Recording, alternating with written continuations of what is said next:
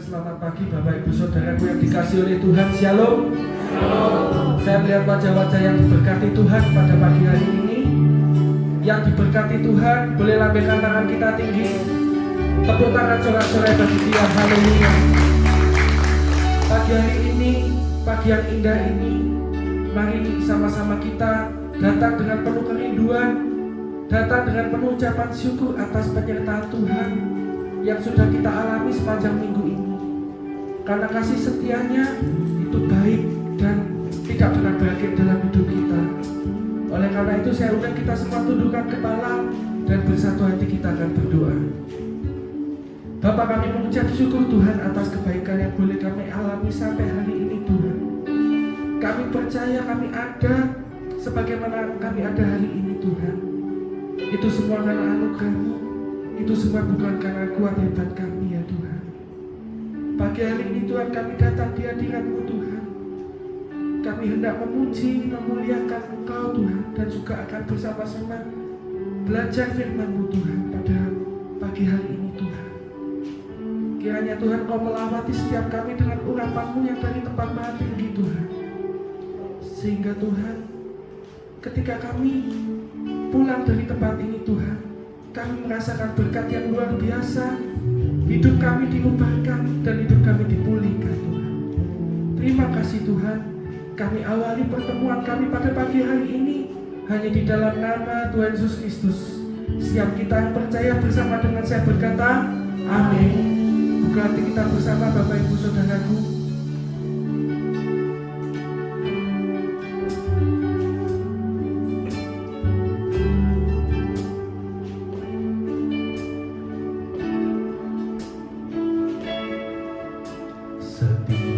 Janji-Mu Tuhan, ku simpan dalam lubuk hatiku.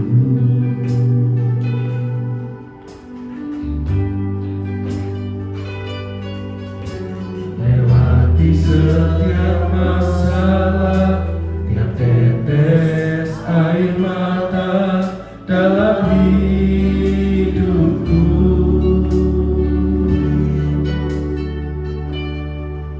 Janji-Mu menopang hidupku, kasih-Mu menuntun langkahku dalam setiap waktu. Penolongku yang aku percaya. Setiap janji-Mu Tuhan ku simpan dalam lubuk hatiku. Setiap janji-Mu Tuhan, ku simpan dalam lubuk hatiku.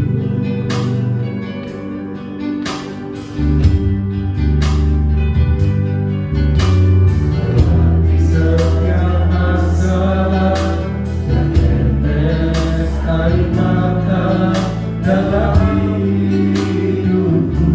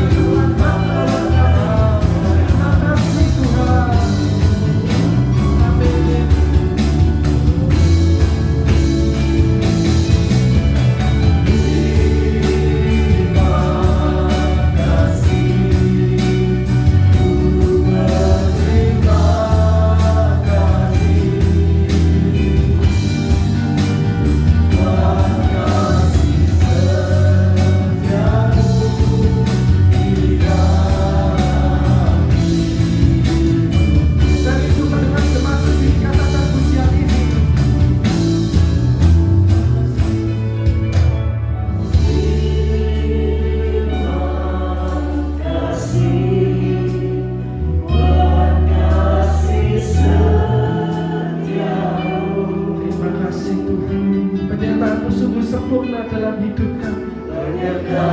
Janji-Mu, kasih-Mu tidak pernah terlambat memberi pertolongan bagi kami Tuhan. Haleluya.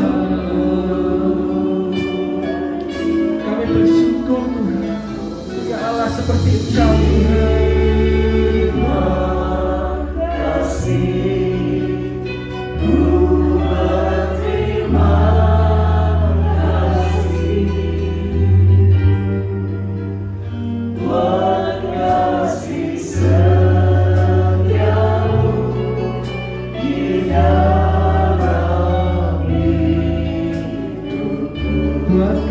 Setiamu Tuhan, buat kasih setiamu di dalam hidup. Satu lagi kita katakan, buat kasih setiamu Tuhan, buat kasih setiamu di dalam.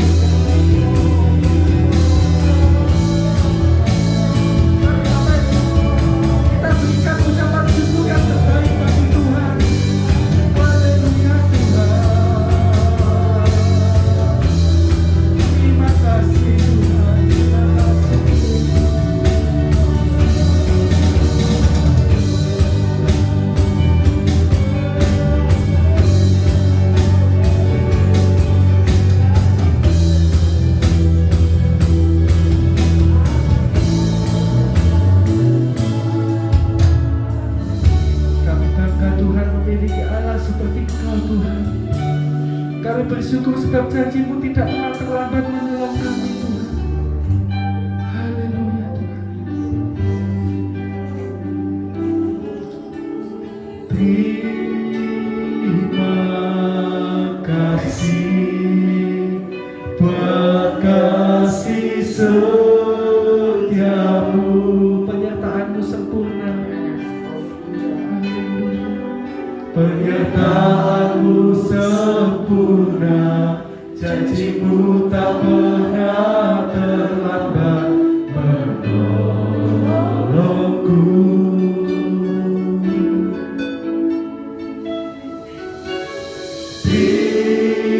Terima kasih, ku berterima kasih Tuhan buat kasih setiamu yang luar biasa dalam hidup kami. Buat kasih setiamu di dalam hidup. Yang bersyukur lebih tunggu lagi, katakan terima kasih Tuhan. Terima kasih. Kami mengucap syukur kepadamu Tuhan.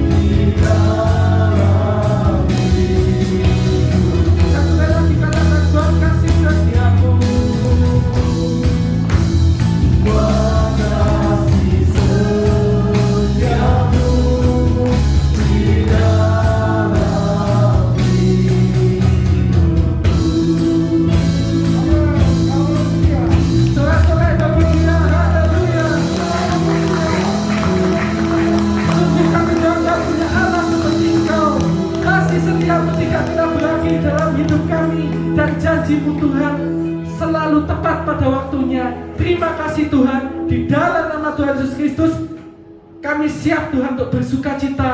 Semua yang percaya bersama-sama dengan saya berkata, amin. Sorak-sorai bagi dia, haleluya. Berapa banyak pagi hari ini yang percaya bahwa Tuhan itu selalu baik? Boleh lambaikan tangan kita tinggi. Haleluya, sorak-sorai bagi dia. Pagi hari ini kita mau menyaksikan kebaikan Tuhan.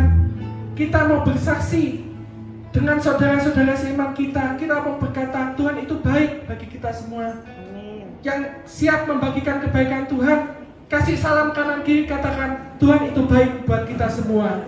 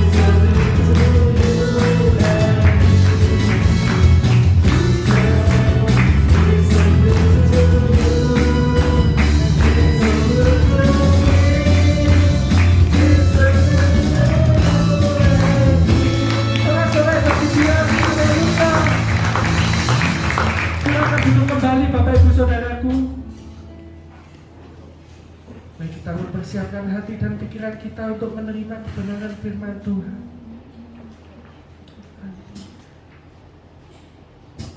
Sebuah pujian yang mengatakan bahwa Kau lebih tahu yang terbaik bagiku, Kau lebih sanggup pulihkan hidupku.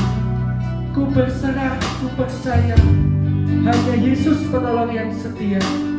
Biarlah pujian ini mengajarkan ke kita semua bahwa Tuhan itu lebih tahu apa yang kita butuhkan, lebih tahu apa yang kita perlukan sebagai anak-anaknya. Dia selalu memberikan yang terbaik. Oleh karena itu, bisa kita semua belajar pujian ini, pujian yang baru. Biarlah ini menjadi berkat bagi kita semua. Terima kasih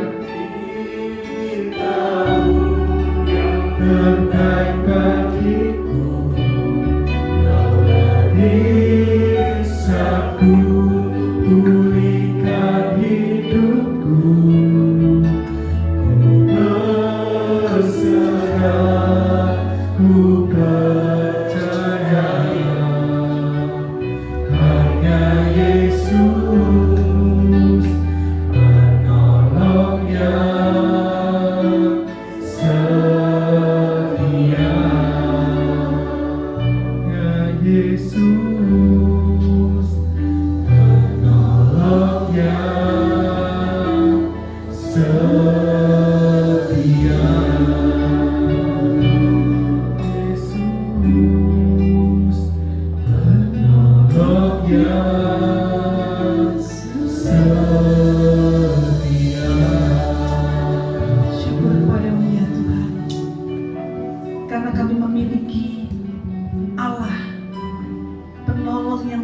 karya itu dalam hidup kami.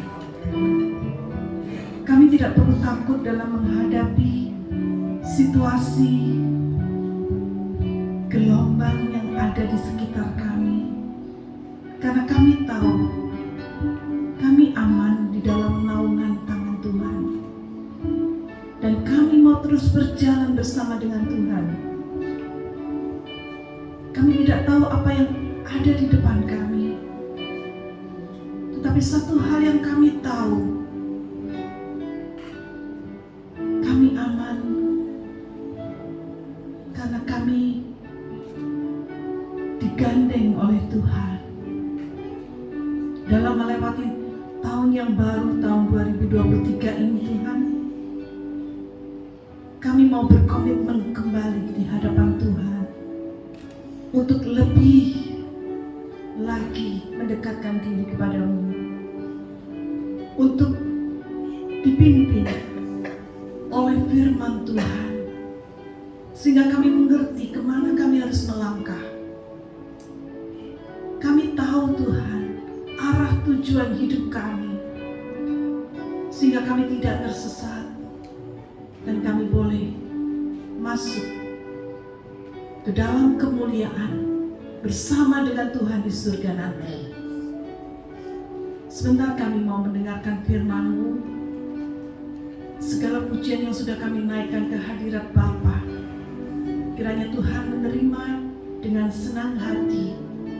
Hatimu dipuaskan oleh pujian kami. Dan sebentar kami mau mendengar firman-Mu. Berbicaralah kepada kami Tuhan, sehingga kami boleh mengerti apa yang menjadi kehendak Tuhan dalam hidup kami. Roh Kudus, pakai urapi lidah mulut hamba-Mu ini untuk menjadi saluran berkat bagi jemaat sekalian. Kami serahkan waktu ini selanjutnya ke dalam pimpinan Tuhan, di dalam nama Tuhan Yesus Kristus yang menjadi juru selamat kami. Kami semua berdoa. Amin. Silakan duduk saudara, di nama Tuhan.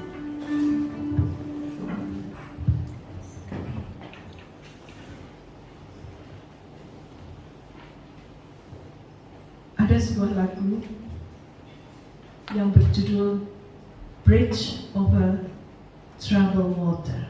Kita akan dengarkan lagu ini sejenak.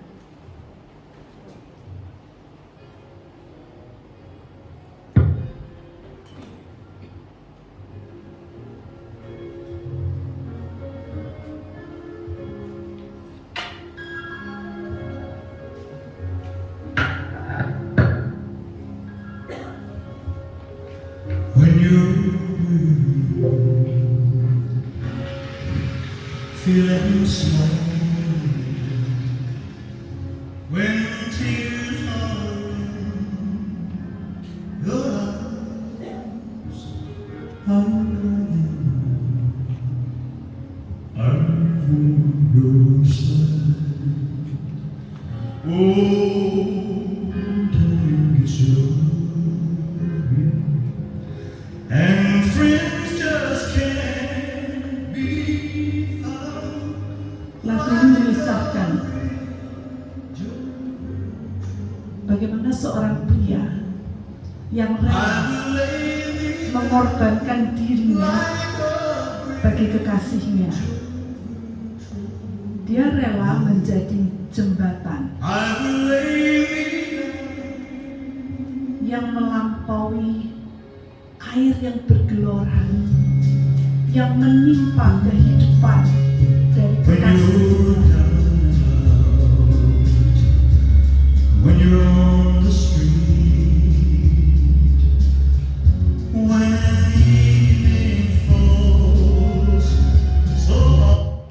Saudara, lagu ini pernah dinyanyikan oleh Elvis Presley, ya, dan sangat digemari oleh banyak orang pada masanya. Bahkan sampai hari ini pun masih banyak yang menggemari lagu ini. Dan memang lagu ini mengisahkan tentang bagaimana ketika kita itu sedang galau, ketika banyak kekhawatiran menerpa kehidupan kita, Banyak persoalan yang terjadi ketika kita merasa diri kita itu kecil, tidak berarti. Ketika air mata itu menetes dari mata kita, ada seorang yang siap menghapus air mata kita yang berada di samping kita. Ketika situasi begitu menakutkan, tidak ada teman-teman yang mau mendekat, saat itulah orang yang mengasihi kita ada di samping kita. Dia mau menjadi jembatan di atas badai yang menimpa hidup kita.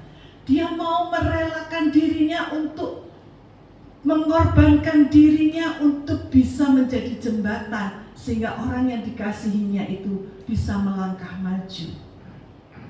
Itulah gambaran dari kasih Yesus kepada kita, manusia yang berdosa.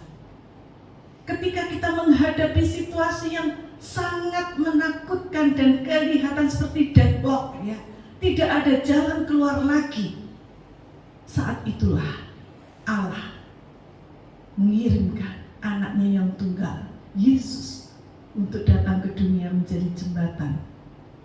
Dia rela menghancurkan dirinya sendiri demi menebus dosa saudara dan saya, sehingga kita boleh naik melalui jalan jembatan itu menuju kepada Bapa. Tanpa melalui jembatan ini, tanpa melalui pengorbanan Kristus, kita tidak mungkin bisa sampai kepada Bapa di surga. Karena Allah itu kudus dan kita berdosa. Itu sebabnya saudara, hal yang sama itu terjadi berulang kali dalam sejarah. Bahkan ketika bangsa Israel, bangsa yang terkenal dengan bangsa yang tegar tengkuk atau keras kepala, bandel. Tapi bangsa ini adalah umat yang dipilih oleh Allah dan dikasihi oleh Allah. Walaupun bangsa ini begitu keras kepala, tetapi Allah rela mengorbankan dirinya. Saudara, hari ini kita akan membaca sebuah kisah bagaimana bangsa Israel ketika dia harus menyeberangi sungai Yordan. Peristiwa yang terjadi dalam sejarah, dan ini menjadi sebuah pelajaran buat kita. Mengapa ada hal-hal yang sangat istimewa ketika orang Israel menyeberang sungai Yordan? Kita akan membaca bersama kisahnya di dalam Yosua pasal yang ketiga ayat pertama hingga ayat yang ke-17. Saya akan bacakan ayat ini bagi saudara. Yosua bangun pagi-pagi, lalu ia dan semua orang Israel berangkat dari Sitim, dan sampailah mereka ke sungai Yordan. Maka bermalamlah mereka di sana sebelum menyeberang. Setelah lewat 3 hari, para pengatur pasukan menjalani seluruh perkemahan dan memberi perintah kepada bangsa itu, katanya, segera sesudah kamu melihat tabut perjanjian Tuhan Allahmu yang diangkat para imam yang memang suku Lewi, maka kamu harus juga berangkat dari tempatmu dan mengikutinya. Hanya antara kamu dan tabut itu harus ada jarak kira-kira 2000 hasta panjangnya. Janganlah mendekatinya. Maksudnya supaya kamu mengetahui jalan yang harus kamu tempuh, sebab jalan itu belum pernah kamu lalui dahulu. Berkatalah Yosua kepada bangsa itu, kuduskanlah dirimu, sebab besok Tuhan akan melakukan perbuatan yang ajaib di antara kamu. Dan kepada para imam itu Yosua berkata demikian, angkatlah tabut perjanjian dan menyeberanglah di depan bangsa itu. Maka mereka mengangkat tabut perjanjian dan berjalan di depan bangsa itu. Dan Tuhan berfirman kepada Yosua, pada hari inilah aku mulai membesarkan namamu di mata seluruh orang Israel, supaya mereka tahu bahwa seperti dahulu aku menyertai Musa, demikianlah aku akan menyertai engkau. Maka kau perintahkanlah kepada para imam pengangkat tabut perjanjian itu demikian, Setelah kamu sampai ke tepi air sungai Yordan, haruslah kamu tetap berdiri di sungai Yordan itu. Lalu berkatalah Yosua kepada orang Israel, datanglah dekat dan dengarkanlah firman Tuhan Allahmu. Lagi kata Yosua, dari hal inilah akan kamu ketahui bahwa Allah yang hidup ada di tengah-tengah kamu, dan bahwa sungguh-sungguh akan dihalaunya orang Kanaan, orang Het, orang Hewi, orang Feris, orang Girgasi, orang Amori, dan orang Yebus itu dari depan kamu. Sesungguhnya tabut perjanjian Tuhan semesta bumi berjalan menyeberang di depan kamu, masuk ke sungai Yordan. Maka sekarang pilihlah 12 orang dari suku-suku Israel, seorang dari tiap-tiap suku. Segera sesudah para imam mengangkat tabut Tuhan, Tuhan semesta alam, semesta bumi, berhenti di depan air sungai Yordan. Segera sesudah kaki para imam pengangkat tabut Tuhan, Tuhan semesta bumi, berhenti di dalam air sungai Yordan, maka air sungai Yordan itu akan terputus. Air yang turun dari hulu akan berhenti mengalir menjadi bendungan. Ketika bangsa itu berangkat dari tempat perkemahan mereka untuk menyeberangi sungai Yordan, para imam pengangkut tabut perjanjian itu berjalan di depan bangsa itu. Segera sesudah para pengangkut tabut itu sampai ke sungai Yordan, dan para imam pengangkut tabut itu mencelupkan kakinya ke dalam air di tepi sungai itu. Sungai Yordan itu sebab sampai meluap sepanjang tepinya selama musim menuai. Maka berhentilah air itu mengalir. Air yang turun dari hulu melonjak menjadi bendungan jauh sekali di dekat Adam, kota yang terletak di sebelah Sartan. Sedang air yang turun di laut Araba itu, yaitu laut asing, terputus sama sekali. Lalu menyeberanglah bangsa itu di tentangan Yeriko. Tetapi para imam pengangkut tabut perjanjian Tuhan itu tetap berdiri di tanah yang kering, di tengah-tengah sungai Yordan. Sedang seluruh bangsa Israel menyeberang di tanah yang kering, sampai seluruh bangsa itu selesai menyeberangi sungai Yordan. Saudara, ketika bangsa Israel memberontak kepada Allah, mereka mulai menyembah Allah-Allah bangsa kafir, tanah yang mereka duduki. Allah marah. Bangsa umat pilihan Allah yang dipilih secara khusus, yang diistimewakan, yang dituntun keluar dari Mesir dengan tangan yang ajaib, dengan mujizat-mujizat. Tapi ketika mereka sudah keluar, mereka tidak lagi menyembah Allah Yahweh. Mereka mulai membelot kepada Allah-Allah bangsa kafir yang ada di sekitar mereka. Nah, itu sebabnya Allah menghukum mereka.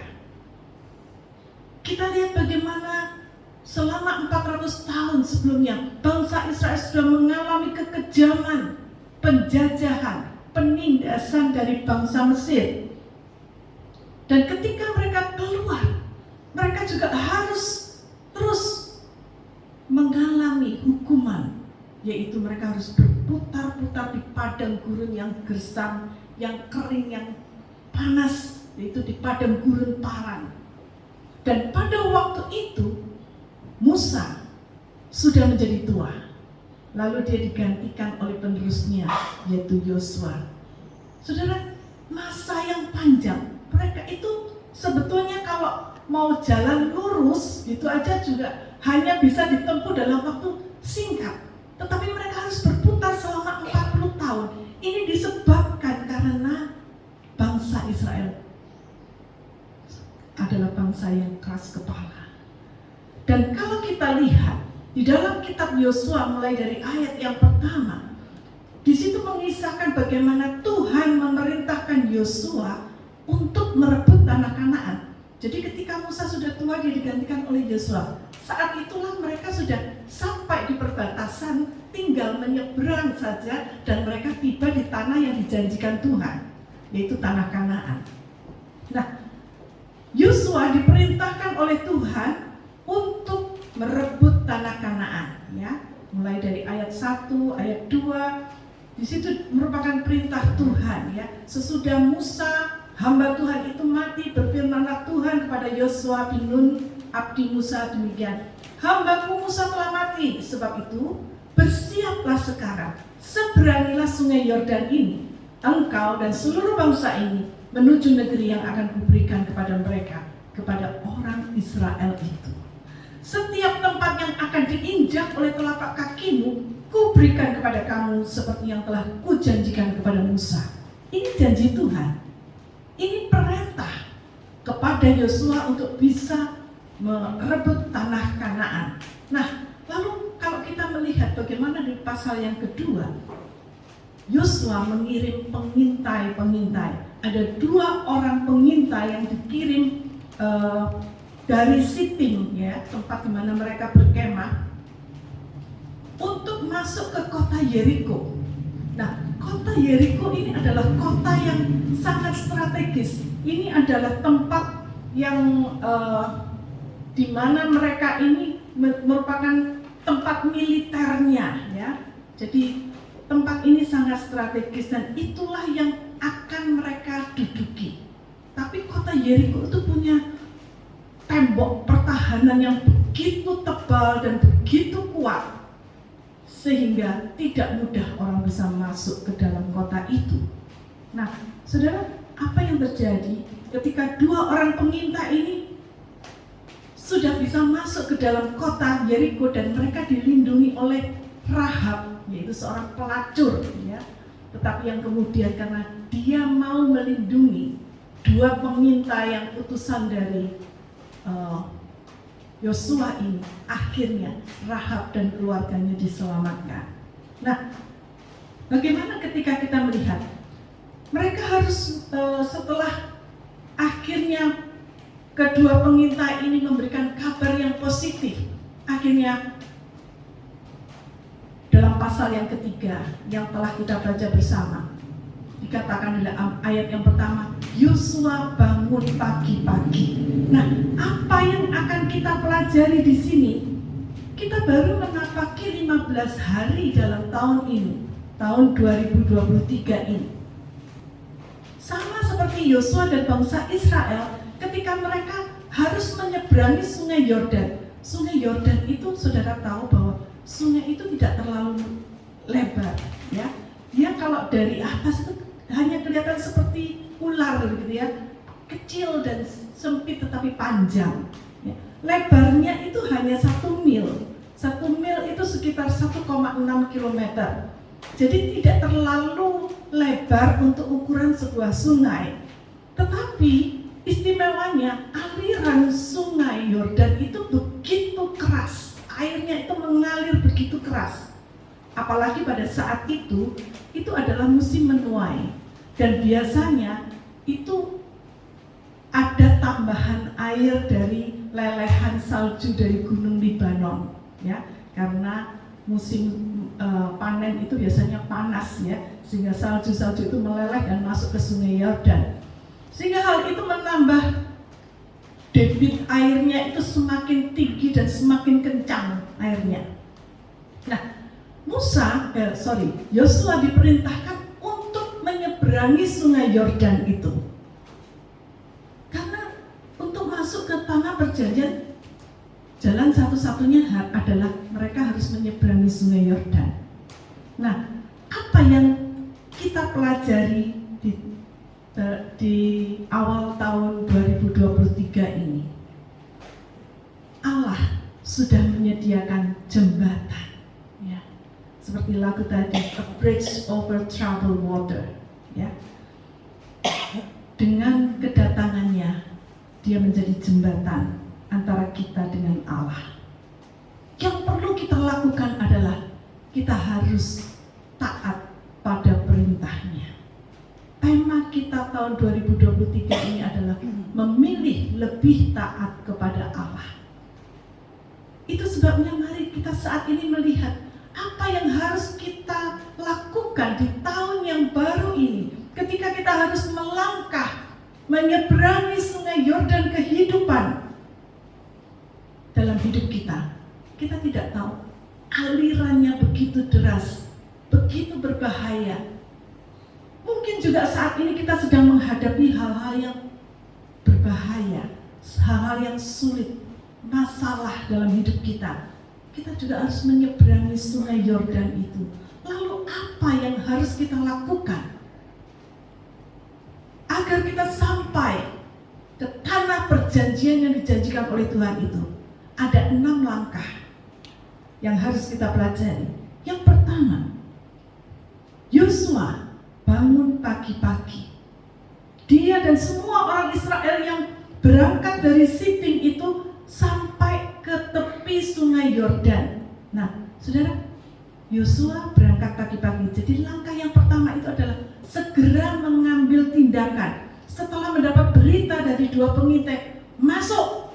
Oke, bisa kita masuk ke negeri itu. Karena mereka sudah punya hubungan ya dengan Rahab ya. Akhirnya Yosua tidak berlama-lama. Dia segera mengambil tindakan. Dia kumpulkan seluruh bangsa Israel itu untuk berangkat pagi-pagi menuju ke sungai Yordan. Sampai di sana ternyata hari sudah malam. Maka akhirnya karena sudah malam, mereka tidak langsung menyeberang, tapi mereka bermalam di tepi sungai Yordan itu. Ya, jadi kita melihat langkah pertama adalah ketaatan. Dan ketaatan tidak akan menjadi ketaatan bila tidak disertai dengan tindakan. Nah, itu sebabnya ketika Allah memberi perintah kepada Yosua untuk merebut tanah Kanaan, Yosua tidak berlama-lama. Dia tidak mengulur-ulur waktu, tidak menunda-nunda untuk bertindak. Yosua tahu bahwa tugas yang dibebankan kepada dia itu enggak mudah. Dia harus membawa 2 juta orang bangsa Israel itu untuk menyeberangi sungai yang deras airnya dan cukup dalam itu. Gimana caranya? Tetapi Yosua tahu dia harus taat pada Tuhan. Dan itu sebabnya Yosua menggerakkan seluruh orang Israel untuk sampai tiba di tepi sungai Yordan. Yosua tahu kalau Tuhan yang memerintah itu tidak mungkin salah. Tuhan tidak akan mencelakakan umatnya. Yosua tahu itu. Itu sebabnya Yosua mengambil tindakan segera, bangun pagi dan berjalan bersama seluruh orang Israel menuju sungai Yordan. Tetapi saudara perhatikan dalam ayat yang kedua dikatakan, setelah lewat 3 hari, para pengatur pasukan menjalani seluruh perkemahan. Ya, setelah lewat 3 hari, artinya mereka bermalam di situ selama 3 hari. Jadi artinya Yosua mengukur, kalau aku menyeberang sekarang, wah ini bahaya ini, airnya sudah meluap. Itu sebabnya Yosua tidak main hantam kromo ya. Dia tidak gerusa-gerusu. Dia tidak ngawur saat menaati perintah Tuhan. Dia tetap melaksanakan perintah Tuhan, tapi dia juga menggunakan akal sehatnya. Kapan waktu yang tepat bagi mereka untuk menyeberang? Itu sebabnya dia menunggu selama 3 hari. Dan saat keadaan sudah mulai kondusif, ya, keadaan sudah mulai baik, maka dia segera memberi perintah lanjutan kepada bangsa Israel untuk menyeberangi sungai Yordan. Saudara, di tahun 2023 kita tidak tahu apa yang akan terjadi. Namun ketika Tuhan memerintahkan kita untuk bertindak, jangan ulur-ulur waktu. Jangan menunda untuk melakukan perintah Tuhan. Lakukan segera, tapi jangan ngawur. Kita minta hikmat Tuhan supaya kita bisa melaksanakan perintah Tuhan itu dengan bijaksana, dengan akal sehat kita. Itulah yang diteladankan oleh Yosua. Setiap berangkat, langsung berangkat, tetapi dia menunggu 3 hari untuk bisa menyeberang. Lalu apa yang diberikan langkah selanjutnya? Dalam ayat yang ketiga dikatakan Yosua segera memberi perintah kepada umat Israel, apabila kalian melihat para imam memikul peti perjanjian Tuhan Allahmu, hendaklah kalian juga berangkat meninggalkan tempat perkemahan ini. Ikutilah peti itu. Jadi Yosua mengatakan, lihat itu ada orang-orang Lewi, imam-imam yang mengangkat peti perjanjian. Kalau imam-imam itu diperintahkan untuk berangkat, setelah mereka memikul peti dan berangkat, kalian juga harus mengikutinya. Tapi dalam ayat 4, jangan berjalan terlalu dekat dengan peti itu. Ikuti dari belakang pada jarak 1 km, 2000 hasta itu sekitar 1 km. Dengan demikian kalian akan mengetahui jalan yang harus kalian tempuh, sebab kalian belum pernah ke daerah itu. Jadi diperintahkan untuk mengikuti para imam, tapi jaraknya jangan terlalu dekat, supaya kamu bisa lihat, oh ini toh daerahnya, situasinya seperti ini toh. Karena mereka belum pernah lewat di daerah itu sebenarnya. Nah saudara, yang pelajaran yang kedua yang bisa kita ambil adalah ikuti teladan para pemimpin rohani. Saudara, para pemimpin pasukan, para pemimpin rohani itu bisa diumpamakan seperti tour guide, ya, pemandu jalan. Kalau saudara sedang berlibur, mengadakan trip ke suatu tempat yang saudara belum pernah kunjungi, biasanya kita memakai tour guide atau pemandu jalan, ya, yang menunjukkan tempat-tempat mana yang sebaiknya kita kunjungi, tempat-tempat yang indah, yang memiliki nilai. Itulah yang ditunjukkan oleh tour guide tersebut. Nah, para pemimpin rohani itu adalah tour guide yang telah ditentukan Tuhan di dalam perjalanan hidup kekristenan kita. Ikuti apa yang mereka katakan. Mereka memang bukan orang yang sempurna, tetapi mereka mendapat otoritas dari Tuhan untuk memimpin umat Tuhan ke jalan Tuhan. Taati mereka, karena mereka adalah hamba Tuhan. Generasi bangsa Israel yang sebelumnya semuanya itu mati di padang gurun karena mereka tidak mau menaati perintah Musa. Mereka selalu membuat Musa marah, ya. Mereka selalu meminta hal-hal yang akhirnya membuat Musa begitu marah dan akhirnya melanggar perintah Tuhan. Nah, generasi bangsa Israel yang sebelumnya itu semuanya mati di padang gurun kecuali Yosua. Yosua dikecualikan karena dia adalah orang yang mau menaati Musa sejak dari awal. Itu sebabnya mengapa Allah memilih Yosua untuk menggantikan Musa. Banyak orang Kristen yang kehilangan berkat Tuhan karena mereka mengabaikan nasihat dan membenci hamba-hamba Tuhan. Mungkin mereka kecewa terhadap kehidupan hamba Tuhan tersebut. Dan memang saya akui banyak, ya, boleh dikatakan banyak hamba Tuhan yang tidak bisa dijadikan teladan hidupnya. Tetapi itu bukan berarti kita berhak berbuat semau kita sendiri. Yang harus kita lakukan adalah kita menaati perintah Tuhan. Dan perintah Tuhan adalah supaya kita menaati para pemimpin rohani kita. Kalau mereka tidak sesuai dengan kehendak Tuhan, mereka melakukan hal-hal yang tidak benar, yang bertentangan dengan firman Tuhan, maka itu adalah tanggung jawab dia kepada Tuhan, karena mereka adalah hambanya Tuhan. Tetapi tanggung jawab kita adalah mengikuti perintah Tuhan untuk mengikuti otoritas mereka, otoritas yang diberikan Tuhan kepada mereka. Kecuali kalau memang mereka benar-benar salah, ya jangan diikuti. Ikuti perintah Tuhan, ya. Tapi jangan semua kita menjadi sentimen terhadap para hamba Tuhan, membenci semua hamba Tuhan, itu berarti kita tidak menaati otoritas yang diberikan oleh Tuhan. Dan itu sama dengan pemberontakan terhadap Tuhan sendiri.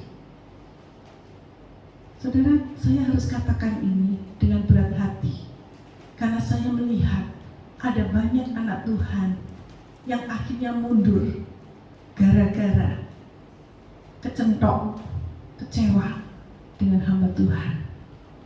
Mumpung ini masih di awal tahun 2023, mari kita ubah hal yang salah, buat komitmen yang baru untuk kita menaati perintah Tuhan, supaya kita juga menaati para pemimpin rohani kita. Jangan memberontak seperti bangsa Israel terhadap Musa, karena mereka akan dibuang dan mereka tidak akan masuk ke tanah Kanaan, tanah perjanjian. Jangan sampai kita terlambat dan tidak mendapat kesempatan untuk memperbaiki lagi. Yang ketiga yang dapat kita pelajari, selain kita harus mengambil tindakan segera, kita harus mengikuti teladan para pemimpin rohani, yaitu para imam-imam yang mengangkut tabut perjanjian. Yang ketiga, kita juga harus berjalan dalam pimpinan Tuhan. Ya, dalam ayat yang keempat tadi dikatakan, kamu harus memberi jarak, ya, 1 kilometer. Ya, mungkin kita bertanya-tanya, apa sih Tuhan maksudnya? Ya, maksudnya supaya kita itu juga bisa melihat dengan jelas, dengan jeli apa yang Tuhan perintahkan, dan kita juga bisa menimbang bagaimana para pemimpin rohani itu, tapi kita harus tetap berjalan pada pimpinan Tuhan. Allah menuntun bangsa Israel itu melalui tabut perjanjian yang dipikul oleh para imam, dan mereka tahu kemana arah tujuan mereka ketika para imam itu berjalan dengan memikul tabut perjanjian. Tabut perjanjian itu adalah simbol kehadiran Allah, simbol pimpinan Allah, dan orang-orang Lewi, para imam itu diberi hikmat untuk berjalan menuju pada jalan Tuhan. Saat ini Allah memimpin kita bukan lagi melalui tabut perjanjian yang dipikul oleh para imam, tetapi melalui firman Allah yang tertulis, yaitu di dalam Alkitab. Oleh sebab itu, sangat penting bagi kita untuk mempelajari firman Tuhan, untuk belajar Alkitab kita, karena di dalam firman Tuhanlah kita mengerti prinsip-prinsip yang penting bagi kehidupan rohani kita. Di dalam firman Tuhan, di dalam Alkitab, kita mengerti apa kehendak Tuhan bagi hidup kita. Kalau orang Kristen itu sudah malas baca firman Tuhan, belajar Alkitab, maka firman Tuhan itu dikatakan seperti senjata rohani. Kita nggak punya senjata untuk memukul, untuk mengenyahkan, untuk menghalau iblis. Firman Tuhan itu adalah senjata kita untuk mempertahankan diri kita terhadap ajaran-ajaran sesat yang semakin marak terjadi akhir-akhir ini.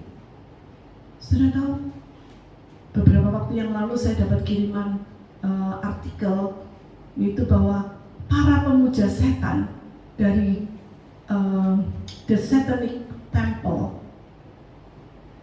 mereka sedang merencanakan sebuah pertemuan akbar, pertemuan terbesar dalam sejarah pemuja setan. Kapan?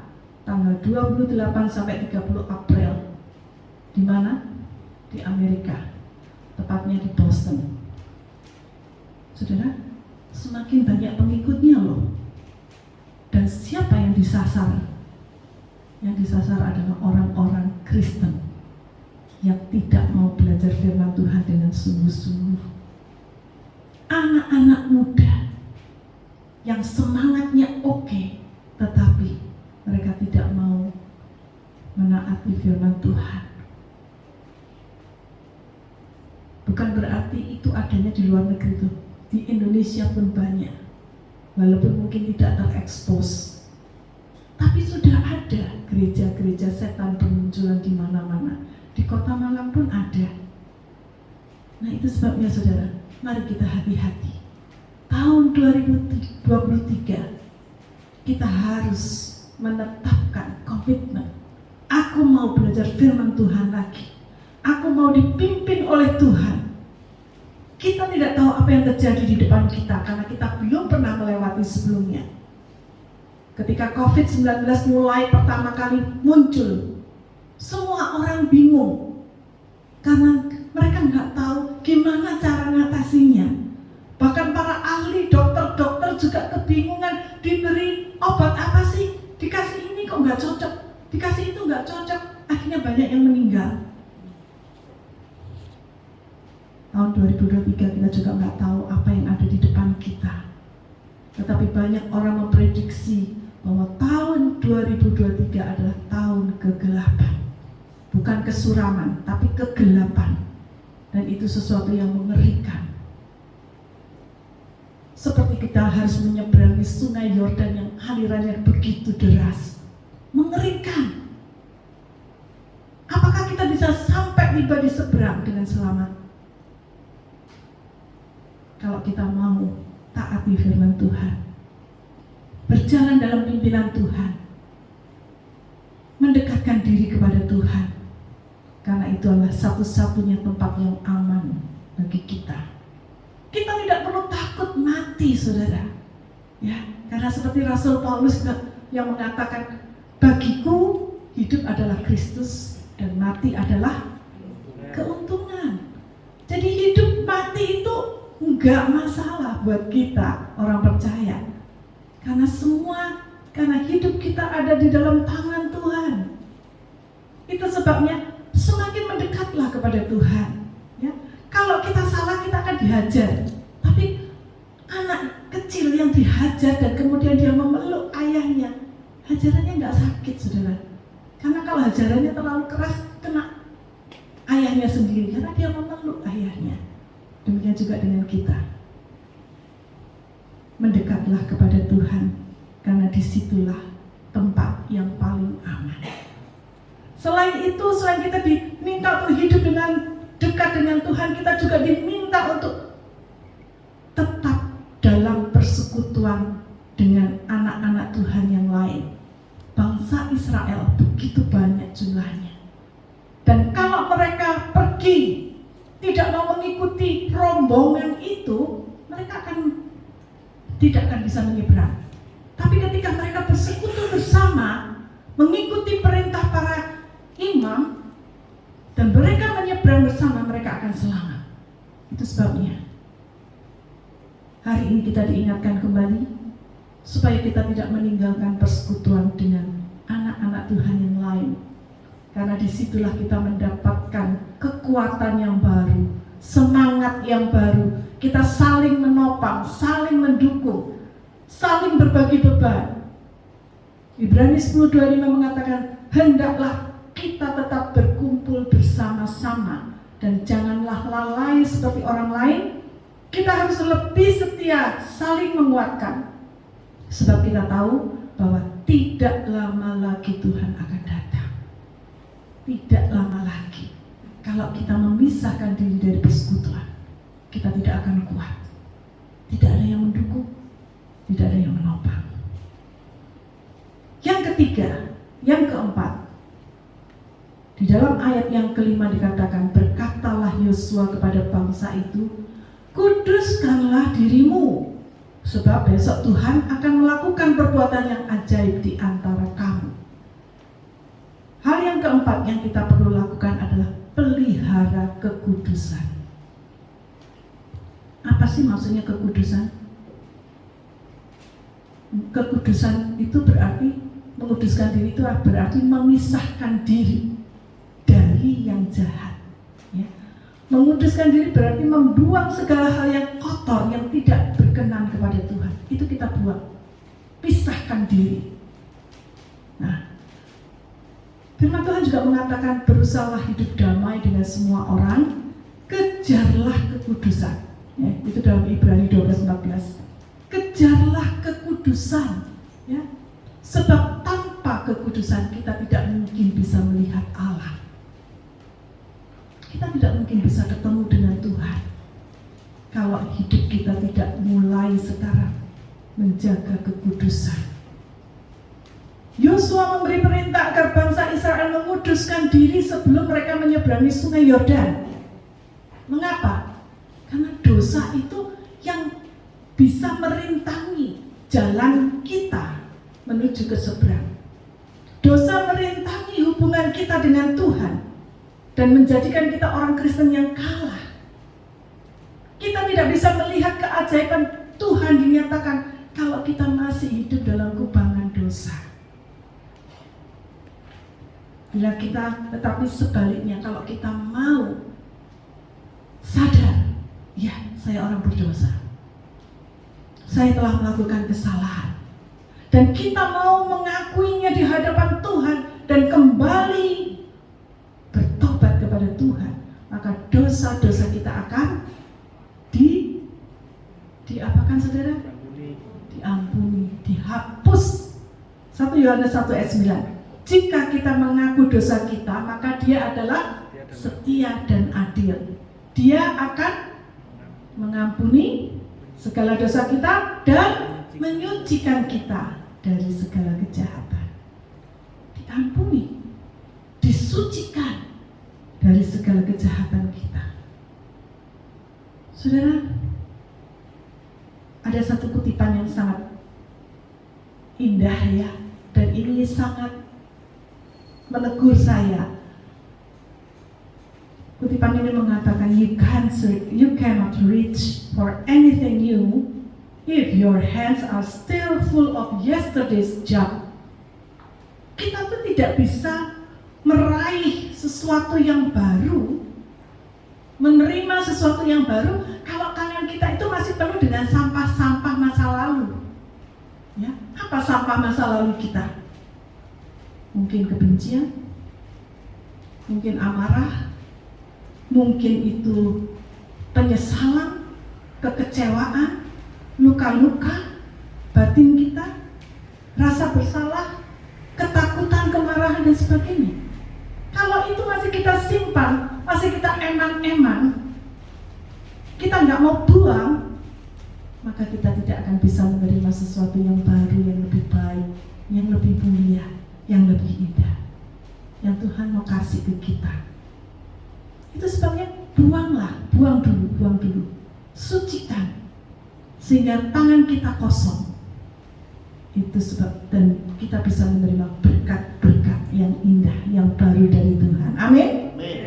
Tahun 2023, mintalah, berikan kepadaku Tuhan berkat-berkat yang baru. Aku tidak mau lagi memegang hal-hal yang dapat tidak menyenangkan hati Tuhan. Mintalah kasih dan kemurahan Tuhan supaya kita tidak mengulangi dosa yang sama di tahun yang baru ini. Karena dosa itu sama dengan menyakiti hati Tuhan. Pelihara kekudusan. Berikutnya yang kelima adalah percayalah pada perkataan dan janji-janji Allah. Kalau saudara baca tadi dalam mulai ayat yang ke-9 sampai ayat yang ke-13, Yosua memanggil orang Israel dan Yosua mengatakan, ayo mari dengarkan apa yang dikatakan Tuhan Allahmu kepadamu. Apabila kamu maju nanti, Tuhan pasti mengusir orang-orang Kanaan, Het, Lewi dan seterusnya. Dan pada waktu peti perjanjian Tuhan semesta Allah menyeberangi sungai Yordan mendahului kalian, kalian akan melihat bahwa Allah yang hidup ada di tengah-tengah kalian. Yosua mengatakan, kalau Tuhan yang mengatakan, kalau Tuhan yang memerintahkan, kalau Tuhan yang berjanji, Dia pasti akan menggenapinya. Allah sudah mengatakan dan berjanji bahwa orang Israel akan mengalahkan bangsa-bangsa tanah yang dijanjikan oleh Tuhan itu, bangsa-bangsa pribumi di tanah perjanjian itu akan dikalahkan dan tanah itu akan diserahkan kepada orang Israel. Dan kalau Tuhan sudah berjanji, janji Tuhan tidak pernah gagal. Janji Tuhan itu ya dan amin. Beda sama janji manusia, saudara. Kalau janji manusia itu seperti memang lidah tak bertulang itu, seperti lagu-lagu lama Bob Tutupoli. Apa yang sudah kita katakan itu nggak berbekas lagi. Tinggi gunung 1000 janji, lain di bibir, lain di hati. Itulah janji manusia. Tetapi kalau janji Tuhan kita pegang, seumur hidup kita akan diberkati. Janjinya nggak pernah meleset. Itu sebabnya Yosua pada akhir hidupnya dia berkata, di dalam Yosua 21 ayat 45 mengatakan, dari segala yang baik yang dijanjikan Tuhan kepada kaum Israel, tidak ada yang tidak terpenuhi, semuanya terpenuhi. Amin. Amin. Tidak ada satupun yang meleset, yang gagal, semuanya terpenuhi. Apa yang Tuhan janjikan dalam hidup saudara di tahun 2023 ini? Ada banyak hal yang baik yang Tuhan janjikan. Kalau kita mau dekat kepada Tuhan, belajar firman Tuhan sungguh-sungguh, mengerti apa janji Tuhan bagi hidup kita, maka dia tidak pernah bohong. Allah bukanlah manusia sehingga dia bisa berdusta, supaya dia bisa berbohong. Dia tidak pernah menyesal. Masakan dia berfirman dan tidak melakukannya, atau berbicara dan tidak menepatinya, itu bukan Tuhan. Kalau dia ngomong terus tidak dilakukan, itu bukan Tuhan, itu manusia. Kalau Allah sanggup memimpin bangsa Israel menyeberang Laut Merah pada saat mereka keluar dari Mesir. Laut Merah itu laut yang luas, ya, yang sangat luas. Dan Tuhan bisa membelah Laut Merah sehingga mereka bisa berjalan. Masakan sekarang Tuhan tidak bisa membelah Sungai Yordan yang kecil itu? Pasti bisa. Itu bukan hal yang besar buat Tuhan. Itu hal yang kecil. Saudara, seringkali kita diuji iman kita. Tapi ketika kita diuji dan kita tetap, maka iman itu akan bertumbuh semakin kuat. Saat para imam Lewi itu dia disuruh menjejakkan kakinya di Sungai Yordan yang alirannya sangat deras itu, pada saat mereka menjejakkan kaki, aliran sungai itu tiba-tiba berhenti, terputus, dan menjadi seperti bendungan. Air itu menyibat ke kanan dan kiri,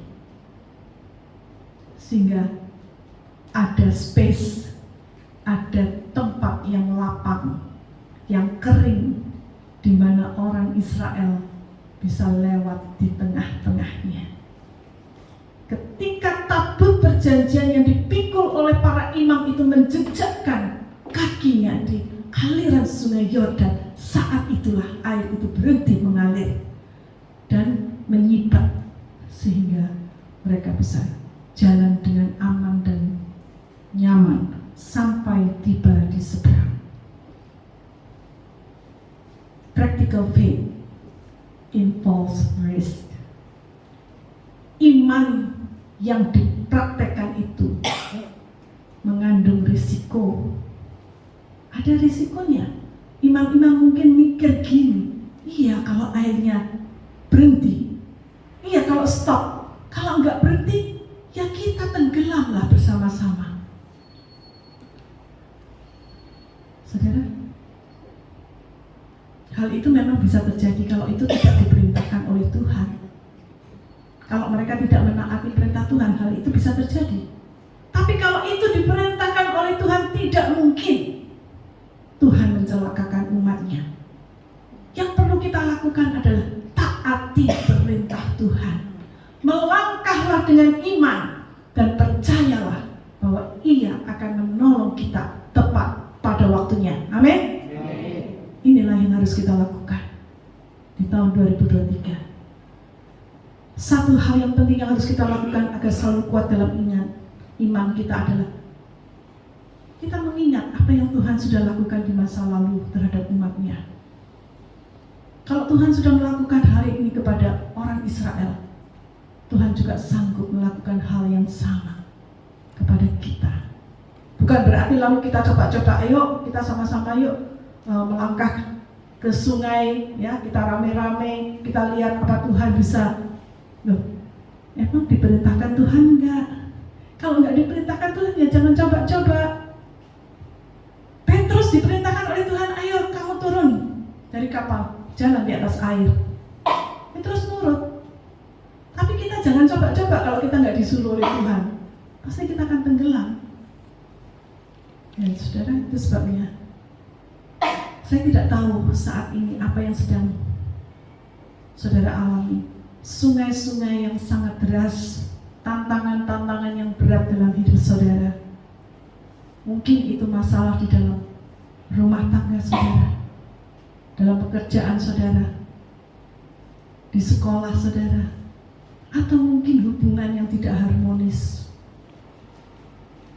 Ada kabar baik. Saudara dapat melintasi sungai Yordan yang airnya deras itu. Kalau saudara mau mempraktekkan prinsip-prinsip yang telah kita pelajari hari ini. Yang pertama, segera ambil tindakan. Bila itu perintah Tuhan, segera ambil tindakan. Yang kedua, ikuti teladan dari para pemimpin rohani saudara. Yang ketiga, berjalanlah bersama dengan Tuhan dalam pimpinannya. Yang keempat, pelihara hidup kekudusan. Yang kelima, percayalah pada perkataan dan janji-janji Allah. Dan yang keenam, kita baca bersama-sama, bertindaklah dengan iman. Biarlah firman Tuhan, saya tidak akan perpanjang lagi. Kita akan sama-sama menyeberangi sungai Yordan dengan kekuatan yang Tuhan berikan. Di tahun 2023 ini seperti sungai Yordan yang airnya begitu deras, yang begitu berbahaya. Tetapi kita sanggup melewatinya kalau kita berjalan bersama dengan Tuhan. Satu-satunya yang kuandalkan itu hanya Tuhan. Karena Dia adalah Tuhan yang setia dan waktunya selalu yang terbaik. Kita akan nyanyikan lagu ini.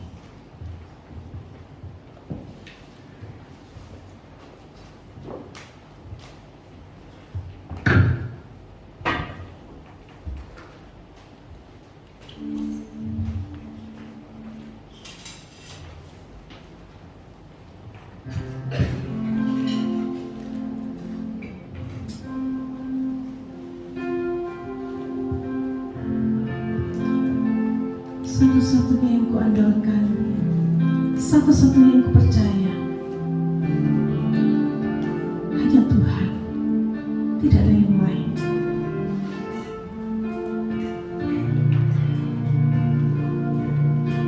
Dialah pengharapan dan sumber kedamaian dalam hidup kita.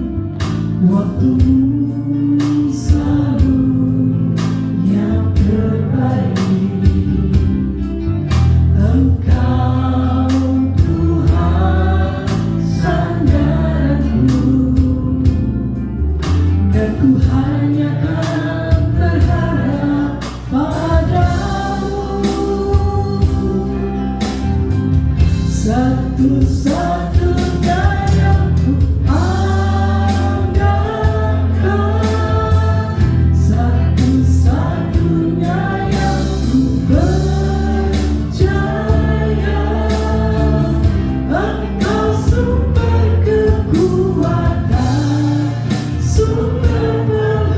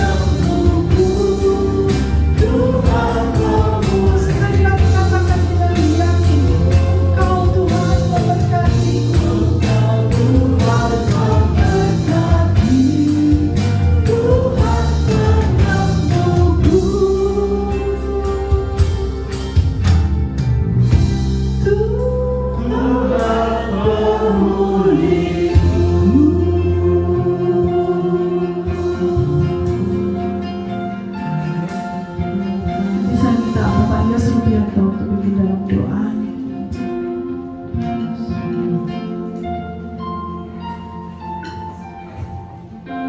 Bapa di sorga, kami berterima kasih di dalam Tuhan Yesus.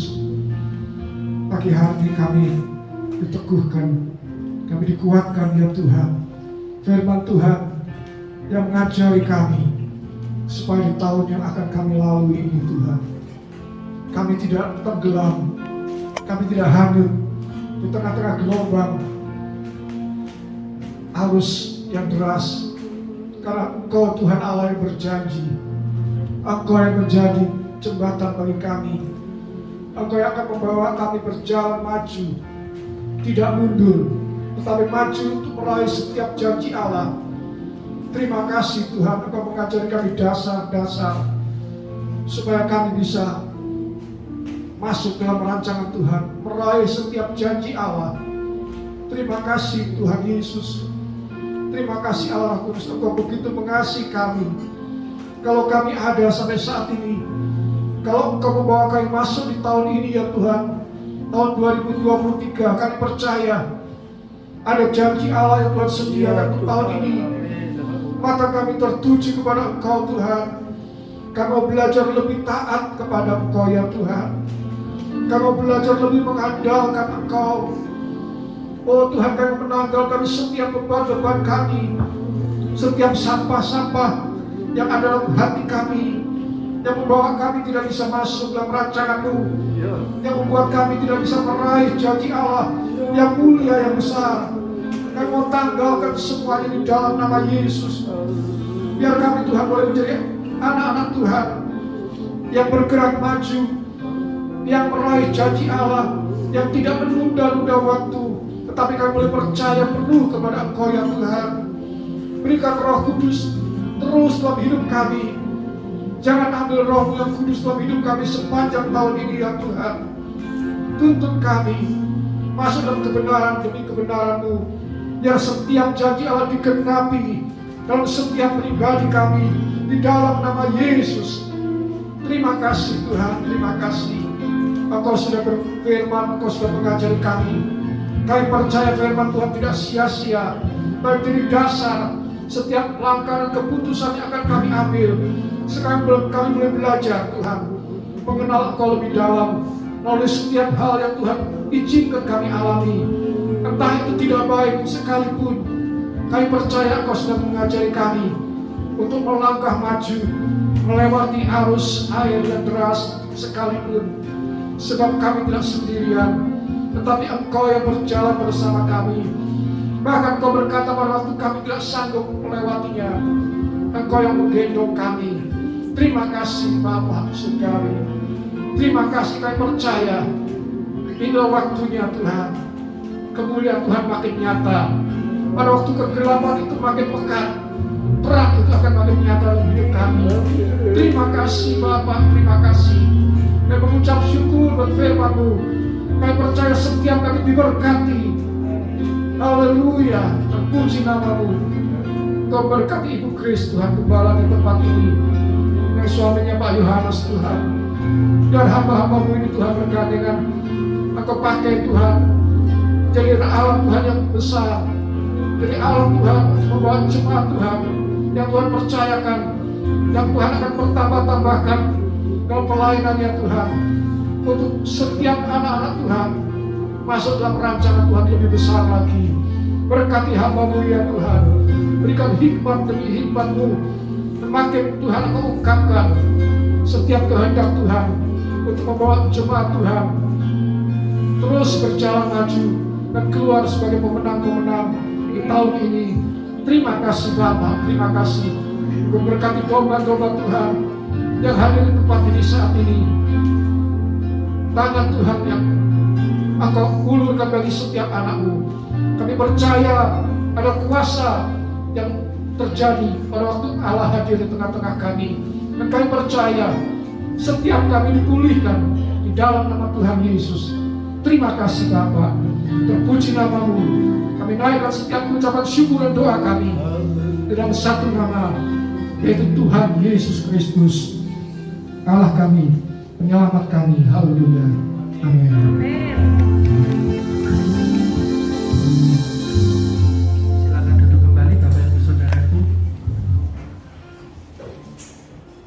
segenap keluarga besar GBT Eklesia Keluarga Allah mengucapkan terima kasih atas pelayanan Ibu Pendeta Grace Sulistiawati yang sudah menyampaikan firman Tuhan bagi kita. Biarlah benih firman yang sudah ditabur itu menjadi berkat bagi kita dan menuntun dalam sepanjang perjalanan hidup kita. Saat ini tiba saatnya bagi kita untuk memberikan persembahan yang terbaik. Mari kita persiapkan persembahan kita sebagai korban jiwa kita di hadapan Tuhan. Mari yang bertugas saya undang untuk bersama.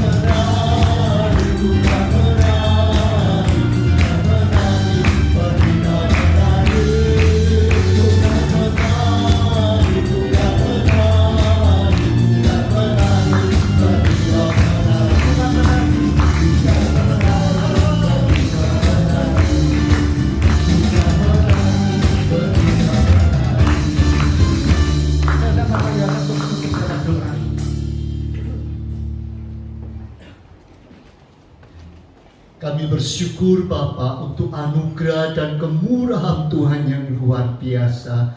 Terima kasih Tuhan, Engkau senantiasa tidak pernah lupa terhadap janji-janji-Mu. Dan janji-Mu adalah iya dan amin. Itu sebabnya Bapa, kami saat ini rindu. Kami boleh benar-benar Tuhan menjadi satu dalam Tuhan apa yang Tuhan sudah janjikan. Kami mau terus menyelam, kami mau terus berjalan bersama dengan Tuhan. Dan kami boleh merasakan tuntunan Tuhan dalam kehidupan kami. Itu sebabnya kembali saat ini kami menyerahkan seluruh kehidupan kami dalam tangan-Mu Bapa. Terimalah hidup kami, sehingga hidup kami sepenuhnya berjalan bersama dengan Tuhan. Itu supaya kami memberikan persembahan kami yang mewakili diri kami. Kami berikan sepenuhnya ke dalam tangan-Mu. Pakailah hidup kami, pakailah semua yang ada dalam hidup ini untuk boleh memuji dan memuliakan Engkau, membesarkan nama-Mu. Dan kami percaya Tuhan akan memakai semua pengurus untuk hormat kemuliaan nama Tuhan, dan Tuhan ditinggikan. Terima kasih Bapa, terima kasih. Kami menyerahkan sepenuhnya di dalam tangan-Mu. Saat ini juga Tuhan kami berdoa untuk saudara-saudara kami yang Tuhan saat ini tidak sempat hadir karena mereka sedang dalam kondisi yang lemah tubuhnya. Mereka yang sedang dalam pergumulan imannya, mereka yang sedang menghadapi persoalan-persoalan dalam hidupnya. Itu sebab Tuhan kami bersama-sama mendukung doa di dalam nama Tuhan Yesus Kristus. Biar kuasa darah Tuhan yang tercurah atas kehidupan mereka semua, sehingga mereka semua mendapat kekuatan dan pertolongan daripada Tuhan. Dan Tuhan sendiri yang memberikan jalan keluar, memberikan kesembuhan, memberikan perlindungan dan pertolongan dalam perjalanan mereka. Terima kasih Bapa, terima kasih. Kami menyerahkan sepenuh dalam tangan-Mu, yakin percaya Tuhan dengan doa kami. Dan sebentar kalau kami pulang, kami boleh membawa berkat Tuhan dalam kehidupan kami. Saudaraku sekalian, arahkanlah hatimu dan tanganmu kepadanya. Pulanglah untuk menerima berkat Allah, kasih karunia daripada Allah Bapa, kecintaan daripada Tuhan Yesus, dan penyertaan Roh Kudus menyertai kehidupanmu. Pulanglah dan terimalah berkat Allah di dalam nama Tuhan Yesus Kristus. Semua diberkati Allah, katakan amin.